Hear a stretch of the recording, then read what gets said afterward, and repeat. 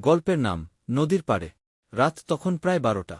সব গ্রাম ঘুমিয়ে পড়েছে, শুধু ঝিঝি পোকার আওয়াজ আর দূর থেকে ভেসে আসা শেয়ালের ডাক ছাড়া আর কিছু শোনা যায় না। পর্ণা, গ্রামের এক শান্তশিষ্ট মেয়ে, তার মায়ের জ্বরের জন্য পানি আনতে বেরিয়েছে।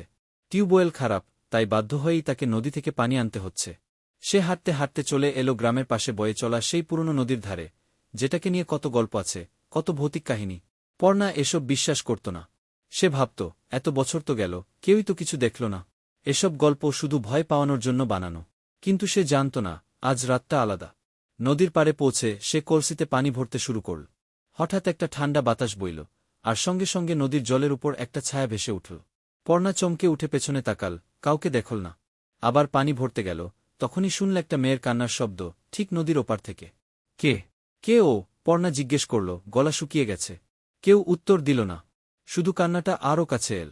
পর্ণা দৌড়ে উঠে দাঁড়াল, কলসি ফেলে রেখে পালাতে যাবে, তখনই সে দেখল নদীর জলে একজোড়া পা ধীরে ধীরে ওপরে উঠে আসছে। তারপর ধীরে ধীরে এক নারীমূর্তি নদীর জলের উপর দাঁড়াল। লম্বা চুল, ভেজা সাদা শাড়ি, চোখ দুটি শুধু শূন্যতা। তুই আমার পানি নিয়ে যাচ্ছিস কেন? সেই নারীমূর্তি ফিসফিস করে বল। পর্ণার আর কিছু মনে নেই। সকালে লোকজন নদীর পাড়ে শুধু খালি কলসিটা খুঁজে পেল। পর্ণার খোঁজ আজও কেউ পায়নি।